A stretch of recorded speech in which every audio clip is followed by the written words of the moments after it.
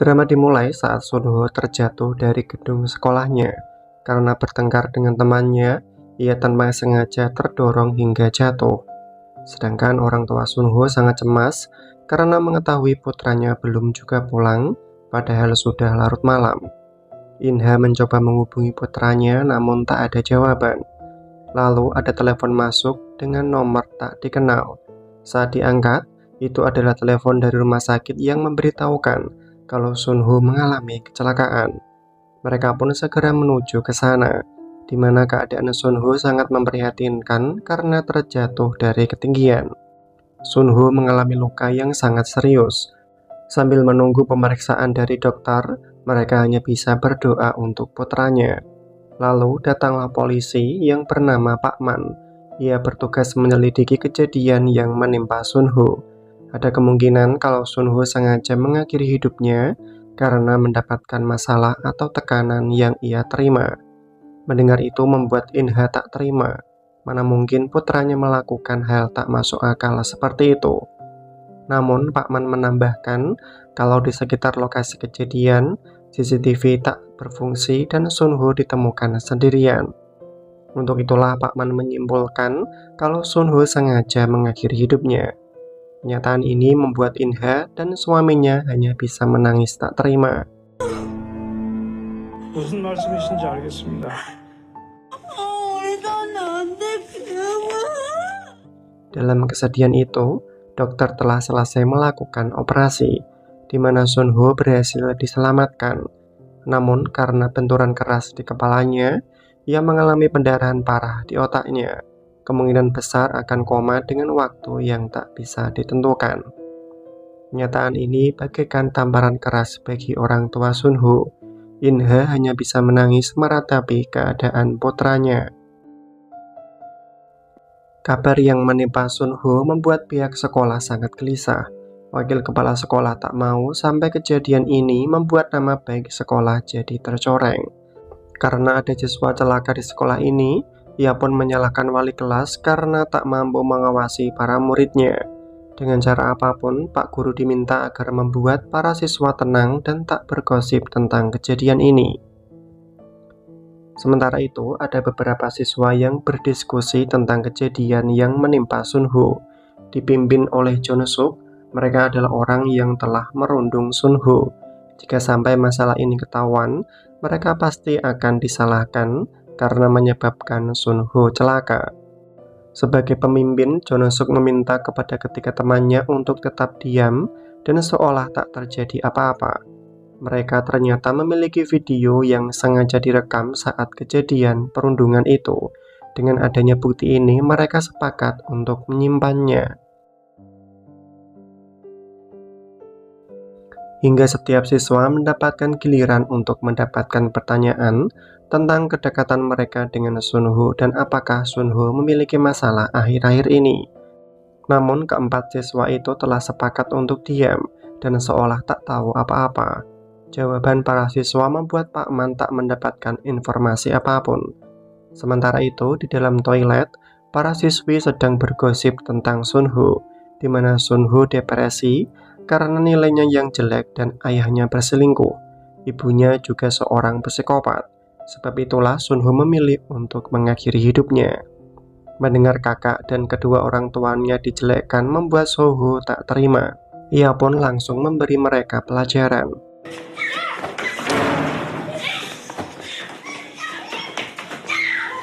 Di sisi lain, Pak Man kembali menemui kedua orang tua Sunho untuk melaporkan hasil penyelidikan, di mana Sunho kedapati depresi karena memikirkan nilainya. Ia juga sempat mendengar dari warga sekitar kalau Sunho merasa bersalah sebab sang ibu pindah karena dirinya dan itu membuatnya tertekan.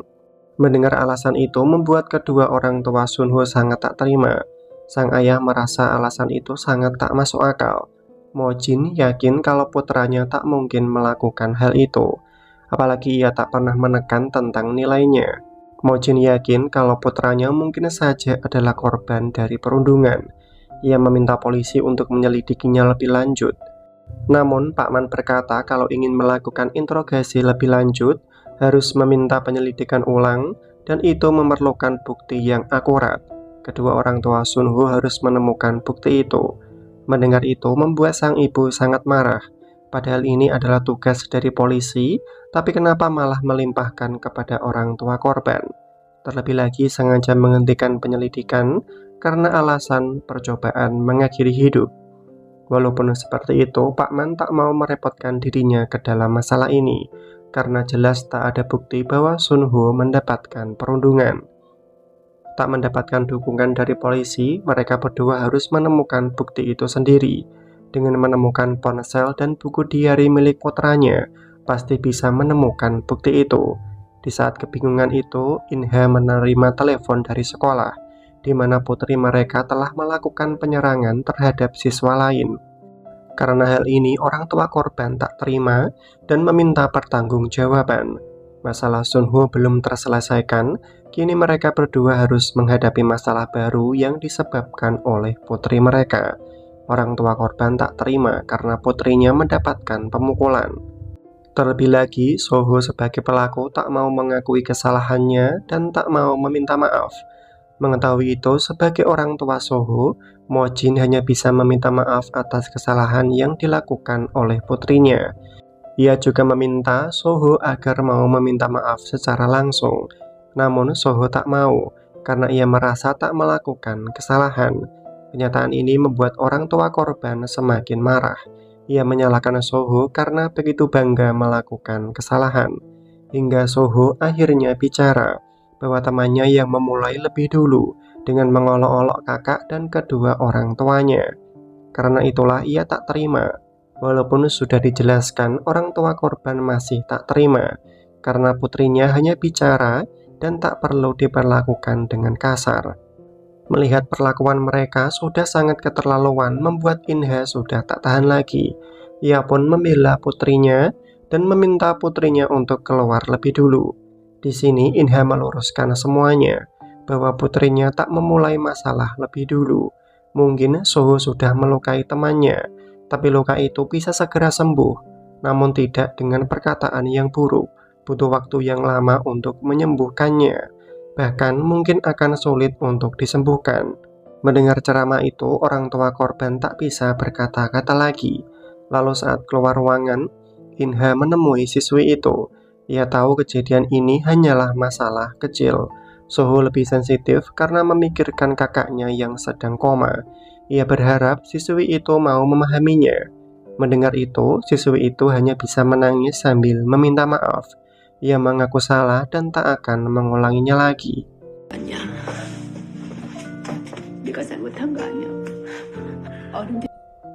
Sedangkan Mo Jin mencoba menasihati putrinya. Menggunakan kekerasan untuk menyelesaikan masalah hanya akan menyakiti satu sama lain. Mendengar itu, Soho masih tak terima. Ia tak mengerti kenapa ayahnya selalu meminta maaf lebih dulu, padahal tak melakukan kesalahan. Apakah sang ayah akan tetap diam saat mendengar keluarganya dijelekkan? Namun Mo Jin mencoba menyikapinya dengan tenang. Walaupun dijelekkan oleh orang lain, lebih baik abaikan saja.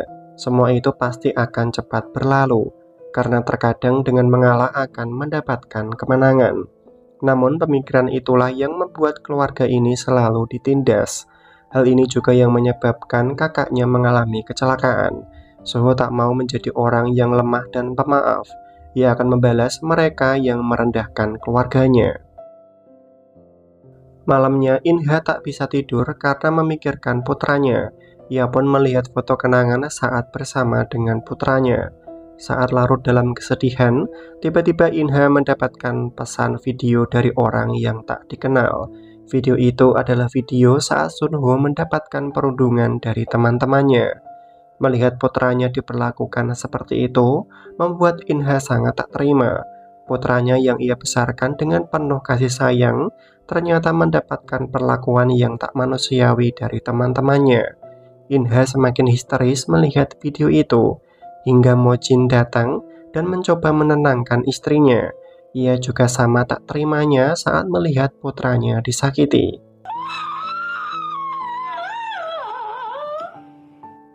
Keesokan harinya, dengan penuh amarah, Inha datang ke rumah salah satu siswa yang telah merundung putranya.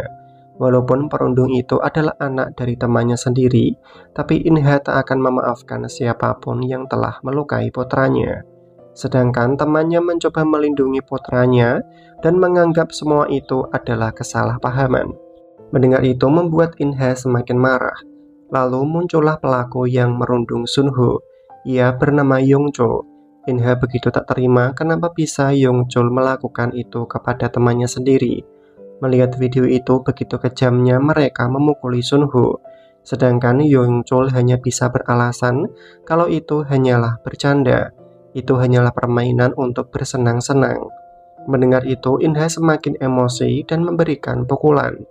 Karena akibat ulah mereka, kini Sunho berakhir menderita di rumah sakit.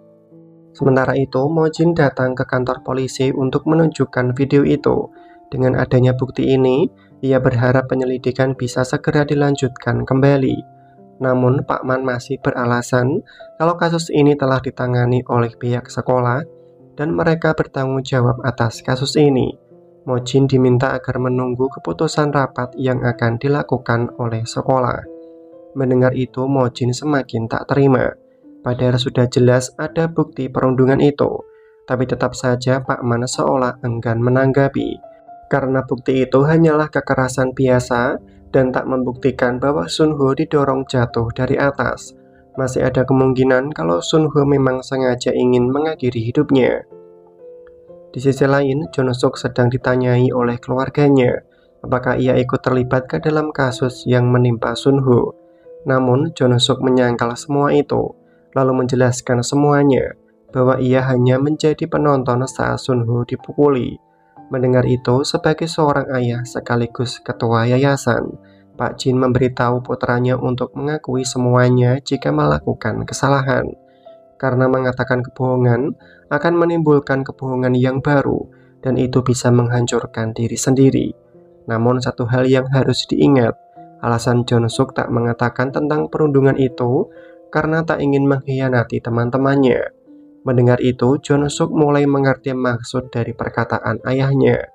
Ia harus bisa memanfaatkan celah yang ada untuk menyelamatkan dirinya sendiri, walaupun itu harus mengorbankan teman-temannya. Keesokan harinya, keempat siswa yang berada di dalam video itu menjalani sidang di sekolah. Mereka ditanya kenapa berbohong dan menyembunyikan kebenaran ini. Salah satu siswa mengatakan kalau ia hanya bercanda dan melakukan permainan itu hanya untuk bersenang-senang. Bahkan ada yang sengaja menghapus video itu untuk menghilangkan bukti. Karena selalu disalahkan membuat Ki-chan tak tahan untuk bicara bahwa ia disuruh oleh Jonosuk melakukan permainan itu, membuat permainan terlihat nyata dengan memukuli Sunho. Namun teman yang lain menyangkal itu. Yongchul berkata kalau Jonosuk tak pernah menyuruh mereka. Kini tinggal kesaksian dari Jonosuk, di mana ia mengatakan kalau ada di sana saat kejadian itu, tapi hanya sebagai penonton. Bahkan ia juga sempat menyuruh mereka berhenti melakukan itu kepada Sunho. Mendengar pernyataan mereka yang berbeda membuat pihak sekolah menjadi bingung. Siapa sebenarnya yang melakukan kebohongan? Lalu orang tua Sunho juga datang untuk menanyakan bagaimana hasilnya. Namun pihak sekolah tak mau memberitahu sebelum masalah ini jelas.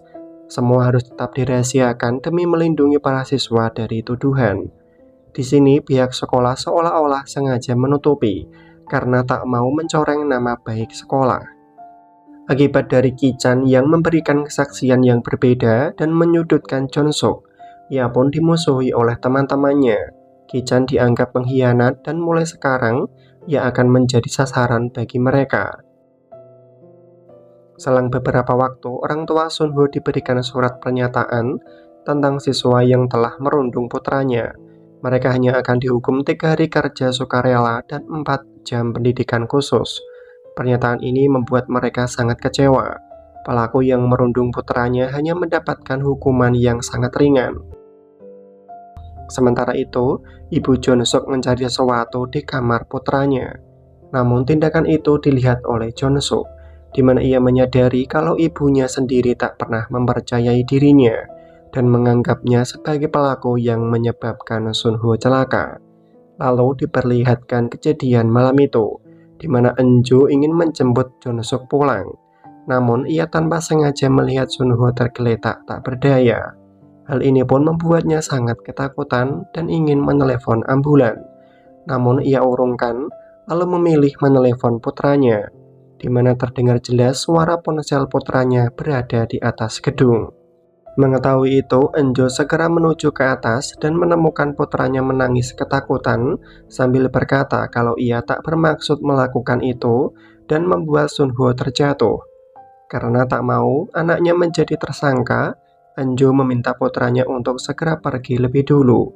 Lalu ia sengaja menata sepatu Sunho seolah-olah ingin mengakhiri hidupnya. Semua ingatan itu membuat Jonsuk menyalahkan ibunya. Kenapa mau membantunya jika pada akhirnya sang ibu tak percaya kepadanya? Sedangkan Enjo berkata kalau ia mempercayai putranya dan ia melakukan semua ini hanya ingin melindungi putranya.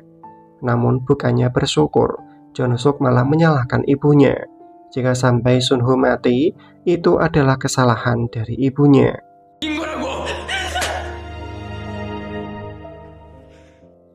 Karena pertengkaran itu, Jonsuk memilih untuk pergi dari rumah. Di tengah keramaian itu, Jonsuk mengingat kembali pertengkarannya dengan Sunho, di mana Sunho tak mau lagi berteman dengan Jonsuk, karena Jonsuk adalah orang munafik yang ingin menang sendiri dan selalu mempermainkan dirinya. Mendengar semua itu membuat Jonsuk sangat tak terima. Kenapa semuanya menjadi serumit ini? Di saat kebingungan itu, Jonsuk malah ditemui oleh ayah dari Sunho, di mana Mojin ingin tahu apa yang dilakukan Jonsuk dan ingin mengantarkannya pulang. Selama dalam perjalanan, Mojin meminta agar Jonsuk meminta maaf kepada Sunho, karena setiap orang pasti melakukan kesalahan. Namun yang terpenting bagaimana ke depannya dan berusaha keras menjadi orang yang lebih baik. Sebelum pergi, ia memberitahu kalau Sunho berusaha keras untuk sembuh, dan hari ini jari tangan Sunho menunjukkan pergerakan. Mengetahui itu membuat Jonsuk sangat gelisah. Ia pun segera memberitahu kebenaran ini kepada ibunya. Jika sampai Sunho tersadar dan mengatakan semuanya, maka kebenaran akan segera terbongkar, bahwa dirinya adalah penyebab Sunho terjatuh dari atas. Mendengar itu, Enjo mencoba menenangkan putranya. Ia meminta putranya agar tetap tenang dan diam. Ia berjanji akan menyelesaikan masalah ini. Keesokan harinya, di sekolah tersebar berita di media bahwa pelaku perundungan hanya dihukum ringan. Padahal akibat perundungan itu, Sunho sampai terluka parah, bahkan sampai koma. Menghadapi berita ini membuat wakil kepala sekolah marah. Jika berita ini tak segera ditangani, maka reputasi sekolah bisa hancur. Ia pun meminta wali kelas untuk menyuruh keluarga Sunho menghapus berita itu.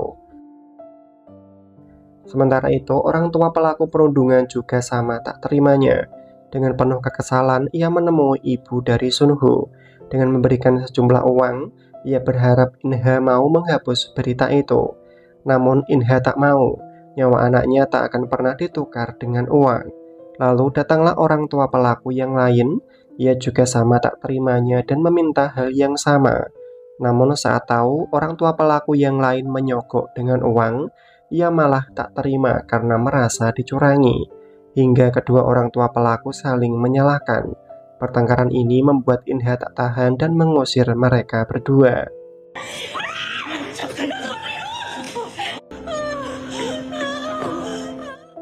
Di sisi lain, Enjo datang ke rumah sakit. Namun bukan untuk menjenguk Sunho, melainkan ingin melenyapkan Sunho agar tak bisa bersaksi.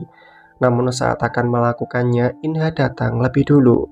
Menghadapi situasi ini, Enjo mencoba setenang mungkin dan memberi alasan kalau ia sengaja datang untuk menjenguk. Sedangkan Inha tak menaruh kecurigaan, apalagi mereka berdua adalah teman saat masih di sekolah. Inha memberitahu kalau keadaan putranya menunjukkan tanda-tanda yang baik. Ia sudah tak sabar ingin menemukan pelaku yang menyebabkan putranya celaka. Mendengar itu membuat Enjo semakin gugup, lalu memutuskan untuk berpamitan pulang. Dalam perjalanan pulang, Enjo mengingat kejadian malam itu. Ternyata ada saksi yang melihat kejadian itu. Saksi itu adalah penjaga sekolah. Enjo menjelaskan semuanya bahwa kejadian itu murni kecelakaan. lalu meminta penjaga untuk merahasiakan apa yang ia lihat. Sebagai gantinya, Enjo akan memberikannya imbalan. Mendengar tawaran itu, penjaga setuju untuk melakukannya. Ingatan ini membuat Enjo sedikit tenang. Di saat ini, ia harus memenuhi janjinya untuk memberikan uang kepada penjaga. Namun, Enjo ingin tahu apakah penjaga itu telah mengambil ponsel dan buku diari milik Sunho, lalu sengaja mengirimkan video perundungan itu kepada keluarga Sunho. Semua itu dilakukan untuk mendapatkan uang yang lebih banyak. Namun penjaga menyangkal itu. Ia berkata kalau tak pernah melakukannya, bahkan memberikan ancaman kalau ada rekaman CCTV saat kejadian itu. Penjaga sengaja menghapus rekaman itu di sekitar tempat kejadian. Namun ia menyimpan salinannya. Mendengar itu membuat Enjo sangat panik. Ia pun meminta penjaga untuk menyerahkan salinannya. Namun penjaga memberitahu kalau telah menyimpannya di tempat yang paling aman. Selama Enjo mau memberikannya cukup uang, ia akan menyimpan rahasia ini dengan sangat rapat.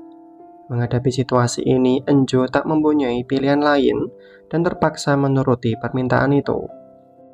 Sementara itu, Inha diberitahu oleh salah satu teman kelas putranya bahwa ia tahu alasan kenapa Sunho dirundung oleh teman-temannya karena Sunho ingin menolongnya. Saat itu, Jonsuk dan teman-temannya sering merundung dirinya. Teman-temannya yang lain tak ada yang mau menolong, hanya Sunho yang peduli. Karena hal itu membuat Jonsuk tak suka, lalu memerintahkan teman-temannya untuk berbalik merundung Sunho. Jonsuk adalah pemimpin mereka dan meminta mereka untuk memukuli Sunho. Sedangkan Jonsuk sengaja hanya menjadi penonton karena ia tak ingin mengotori tangannya dan tak tertuduh sebagai pelaku perundungan. Mengetahui kebenaran ini membuat Inha sangat emosi. Ia pun segera datang ke tempat Jonsuk. Ia ingin tahu kenapa Enjo menutupi kebenaran bahwa putranya adalah pemimpin dari perundungan itu, sengaja memanipulasi teman-temannya untuk melukai Sunho. Namun Enjo menyangkal semua itu. Jika tak ada bukti, jangan menuduh putranya. Sedangkan Inha mengatakan kecurigaannya, di mana ada saksi yang memberitahu kalau Jonsuk sengaja datang ke sekolah untuk menemui seseorang. Dan secara kebetulan Enjo dan Jonsuk terekam CCTV berada di tempat kejadian. Namun Enjo beralasan kalau ia memang menjemput putranya, tapi tak mengetahui kejadian itu. Lalu mencoba meyakinkan kalau dirinya telah berkata jujur. Tapi tetap saja Inha tak percaya. Ia yakin kalau Enjo dan putranya menyembunyikan sesuatu.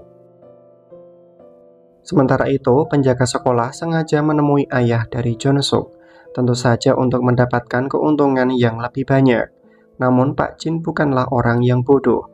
Ia tahu kalau penjaga telah memeras istrinya karena membantu merahasiakan kejadian itu, dan sekarang sengaja datang menemui dirinya untuk mendapatkan uang yang lebih banyak. Mendengar itu, penjaga langsung memberikan ancaman. Jika tak mau memberikan uang, ia pastikan keluarga Pak Jin akan hancur.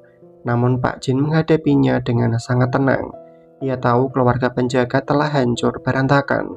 Putranya kecanduan judi serta obat-obatan terlarang dan berhutang kepada lintah darat. Bahkan mereka akan melenyapkan putranya karena tak mampu membayar. Karena hal ini membuat istri penjaga sangat depresi. Namun penjaga tak peduli akan hal itu dan meminta Pak Jin untuk fokus ke dalam masalah yang menimpa keluarganya. Karena bagi penjaga, putranya telah ia anggap tiada. Mendengar itu, Pak Jin menunjukkan video di mana putra penjaga dalam keadaan disekap. Jika tak ingin putranya mati, penjaga harus menuruti semua perintah dari Pak Jin. 내 아들한테 무슨 짓을 한 거야? 집에서 키우는 개 한 마리 죽은 것만도 못. Keesokan harinya, penjaga tanpa sengaja bertemu dengan Inha. Lalu penjaga dengan sengaja memberikan sebuah bunga kaktus. Bunga kaktus sangat kuat dan ia berharap Sunho juga kuat menjalani semua ini. Penjaga memberikan bunga itu bukan tanpa alasan, karena di dalamnya tersimpan bukti yang akan mengungkapkan semua kebenaran. Lalu kedua orang tua Sunho kembali memeriksa kamera CCTV di tempat kejadian. Ada banyak bagian yang terhapus dan hanya menunjukkan sedikit petunjuk saat Enjo dan putranya pergi dari lokasi kejadian. Mereka berpikir siapa yang mempunyai kesempatan untuk menghapus CCTV itu. Barulah mereka tahu kalau orang yang bisa memiliki kesempatan itu adalah penjaga sekolah. Untuk menemukan kebenarannya, Minju segera meminta penjaga untuk bertemu. Ia meminta penjaga untuk mengatakan semua kebenaran yang ia ketahui. Apakah benar bahwa penjaga adalah orang yang telah mengirimkan bukti video perundungan atas putranya? Dengan kata lain, ponsel dan buku diari milik Sun Ho berada di tangan penjaga. Namun penjaga menyangkal semua itu. Ia meminta maaf karena dirinya tak mengetahui apapun dan tak bisa membantu. Keesokan harinya, berita di media semakin meluas. Bahkan masyarakat memberikan dukungan dengan menandatangani petisi. Mereka mendukung keluarga Sun Ho mendapatkan keadilan. Mereka juga menganggap pihak sekolah sengaja menutupi kesalahan dari Jong Suk, karena Jong Suk adalah putra dari ketua yayasan. Berita ini pun membuat pihak sekolah dan Pak Jin sangat panik. Sebelum reputasi sekolah hancur, mereka harus menyelesaikan masalah ini. Langkah awal yang dilakukan adalah membungkam penyebar berita, dan orang yang menjadi jembatan bagi keluarga Sun Ho menyebarkan berita itu adalah seorang reporter amatir. Namun reporter itu pernah tersandung kasus.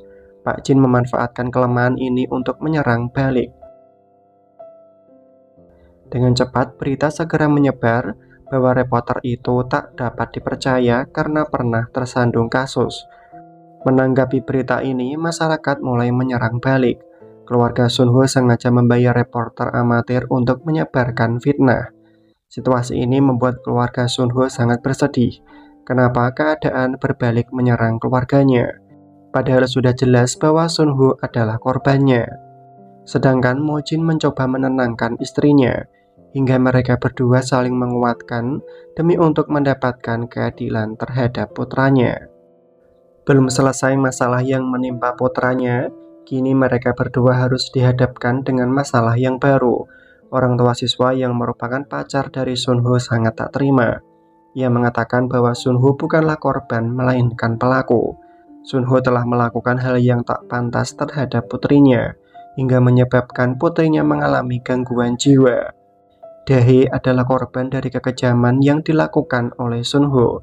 Saat mendengar Sun Ho telah di rumah sakit, membuat sang ibu sangat senang, karena Sun Ho telah mendapatkan balasan dari perbuatannya. Selama ini mereka telah menahan semua amarah, karena tak mau putrinya menanggung malu. Mendengar semua itu, orang tua Sun Ho seakan tak percaya.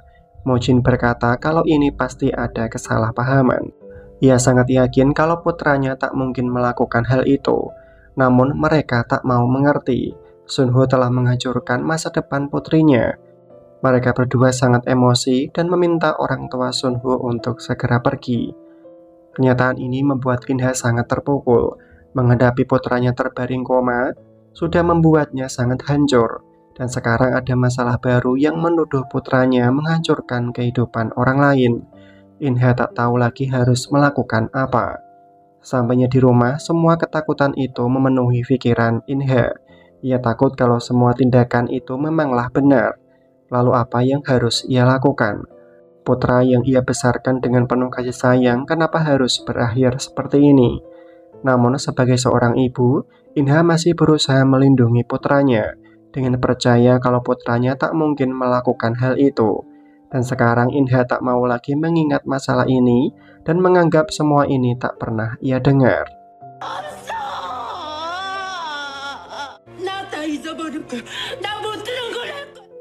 Di saat mereka saling menguatkan, tiba-tiba Mo Jin mendapatkan telepon dari penjaga, di mana ia telah berubah pikiran dan ingin memberitahukan semua kebenaran.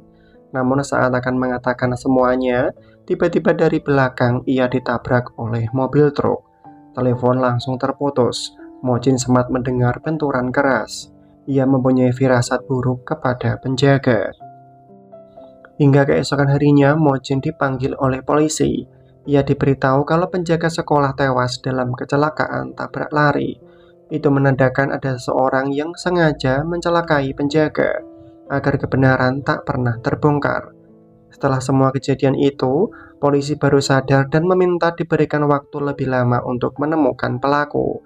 Namun Mo Jin sudah begitu kecewa dengan kinerja polisi. Setelah saksi telah tiada, mereka baru bertindak. Setelah itu, Mojin datang ke pemakaman Pak Penjaga. Ia berjanji akan menemukan pelakunya. Mojin berpikir kalau orang yang bisa melakukan ini adalah ketua yayasan, yaitu Pak Jin. Demi menutupi kejahatan putranya, ia rela melenyapkan nyawa penjaga. Dengan penuh amarah, Mojin datang ke tempat Pak Jin. Ia tak menyangka kalau Pak Jin tega melenyapkan nyawa seseorang. Karena memiliki kekuasaan, Pak Jin bisa berbuat seenaknya. Namun dengan santainya Pak Jin menyangkal tuduhan itu. Ia tak mengerti maksud dari Mojin dan memberikan ancaman. Jika menuduh tanpa bukti, Mojin akan dipenjara. Mendengar itu, Mojin langsung memberikan pukulan.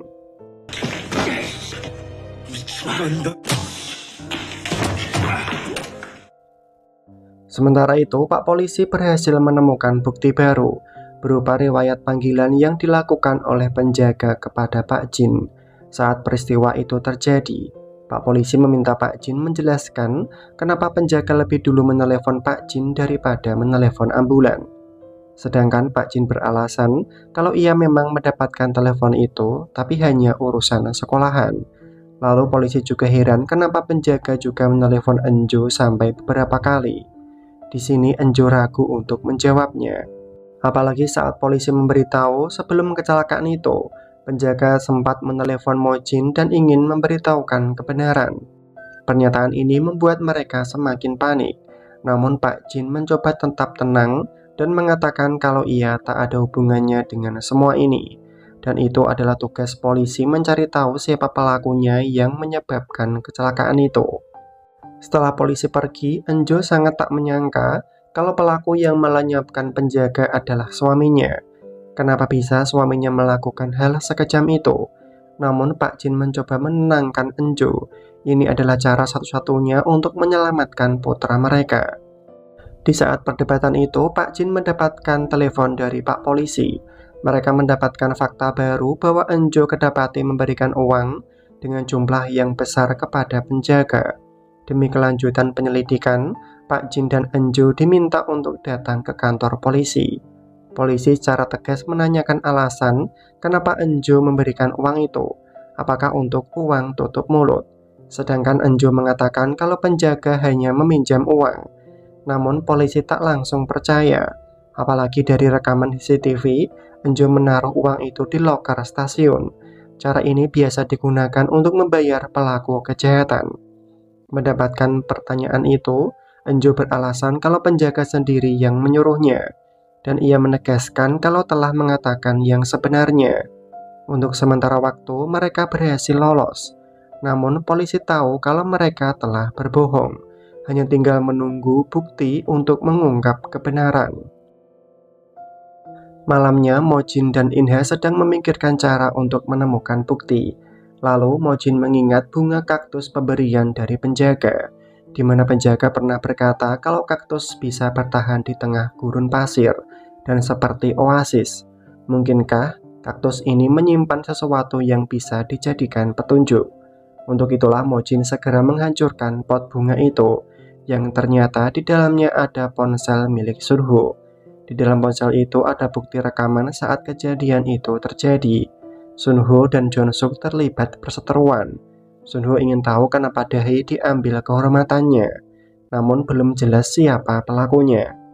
Setelah mendapatkan bukti ini, mereka segera melapor ke polisi.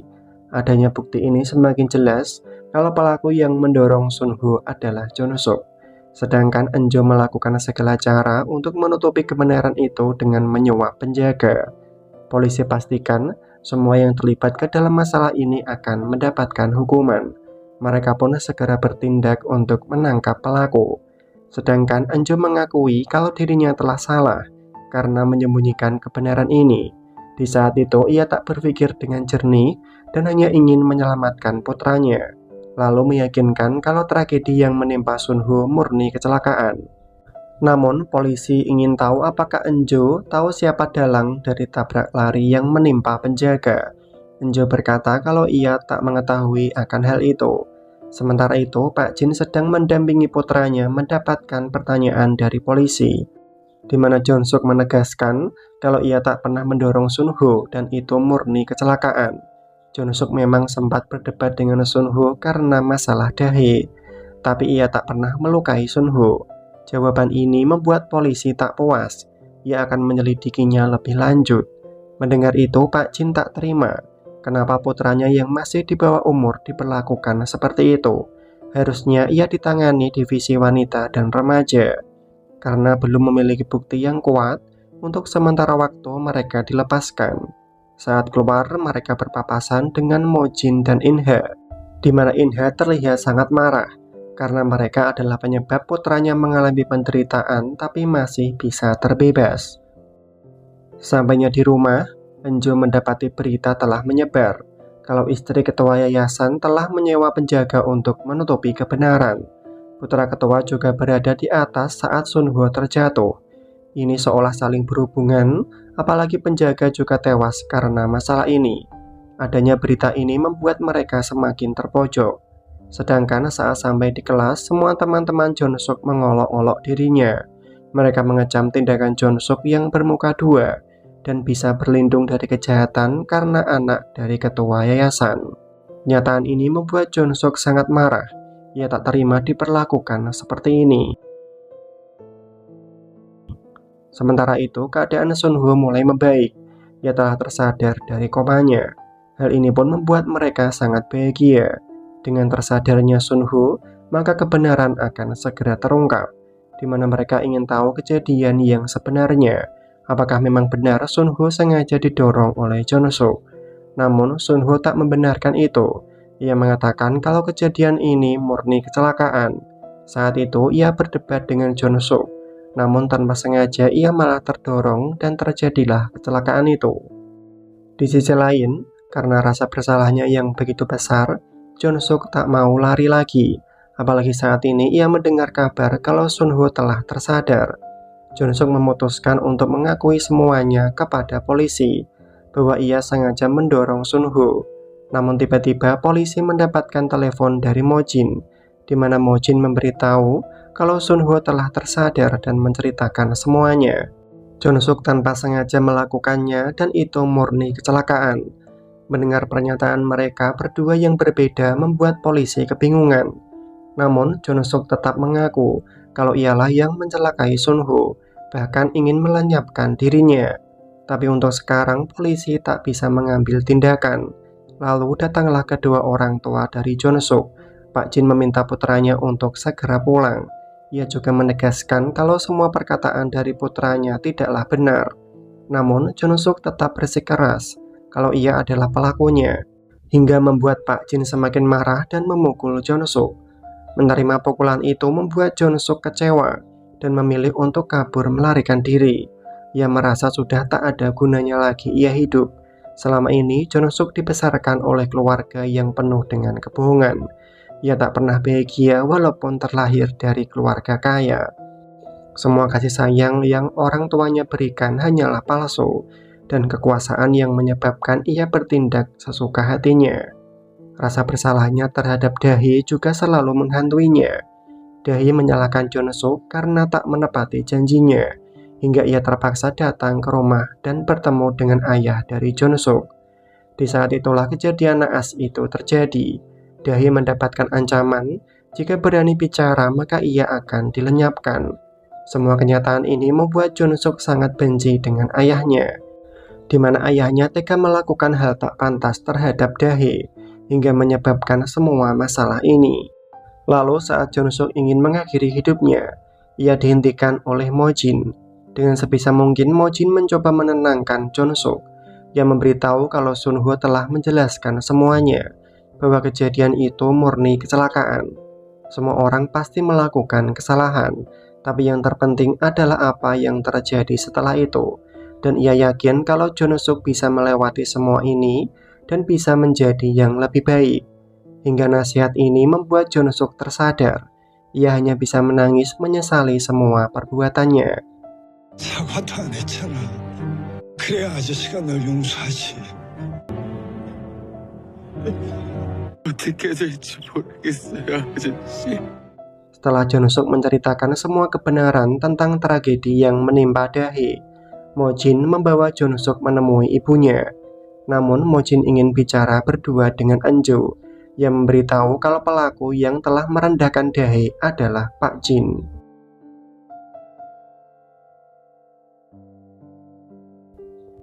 Keesokan harinya, kondisi Sunho semakin membaik. Hal ini pun membuat sang ayah sangat bahagia, karena sebentar lagi Sunho akan pulih sepenuhnya. Kabar ini juga didengar oleh teman-teman di sekolah. Mereka semua turut bahagia mendengar kabar itu. Setelah itu, Mo-jin dan istrinya menemui ayah dari Dae untuk menjelaskan semuanya, bahwa pelaku sebenarnya yang merendahkan Dae adalah Pak Jin. Selama ini Pak Jin sengaja mengancam Dae agar tutup mulut, hingga terjadilah kesalahpahaman dan menuduh Sunho sebagai pelakunya. Kenyataan ini membuat ayah Dae sangat malu. Ia pun meminta maaf karena telah melakukan kesalahan. 그러지 마세요. 일어나세요. Terungkapnya kebenaran ini, Dae segera dibawa ke kantor polisi. Ia diminta untuk mengatakan semua kebenaran. Dae diminta agar tak takut atas ancaman yang diberikan oleh pelaku, hingga Dae pun berani mengatakan semuanya. Di saat itu, Dae datang ke tempat Jeon-suk, namun yang ada di rumah hanyalah sang ayah. Dae pun diminta untuk masuk dan menunggu di dalam kamar. Situasi ini membuat Dae merasa ada yang tak beres dan memutuskan untuk pulang. Namun ia dihentikan oleh Pak Jin dan memaksanya untuk melakukan hal itu. Setelah memiliki bukti itu, para polisi segera datang ke tempat Pak Jin untuk menangkapnya.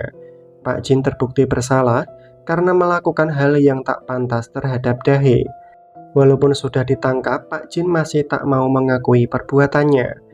Ia mengatakan kalau Dae hanyalah seorang pembohong, apalagi tak ada bukti yang akurat. Namun ternyata polisi memiliki bukti itu, berupa ponsel milik Pak Jin dan beberapa flash disk yang membuktikan semua kejahatannya.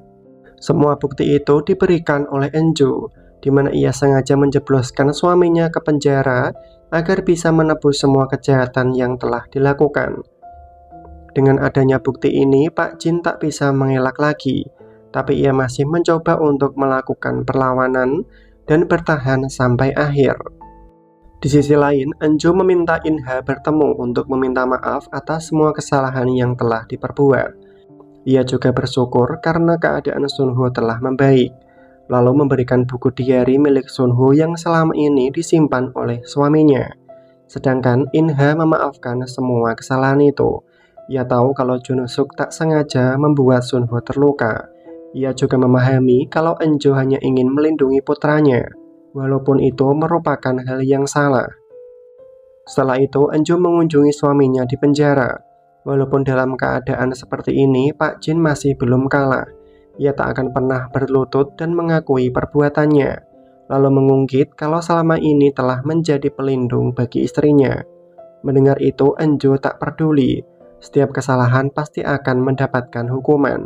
Ia berharap suaminya bisa tersadar selama menjalani masa hukuman. Sementara itu, Jeon-suk mengunjungi Sunho. Ia meminta maaf atas semua perbuatan yang telah ia lakukan. Kini kesalahpahaman itu telah teratasi, dan mereka berdua memutuskan untuk berteman baik. Selang beberapa waktu, hari yang ditunggu telah tiba. Sunho telah pulih sepenuhnya. Ia diantar oleh kedua orang tuanya berangkat ke sekolah. Hari yang melelahkan kini telah terlewati. Semua kembali seperti sedia kala, dan Sunho kembali ke sekolah dengan penuh senyuman. Dan akhirnya drama pun selesai.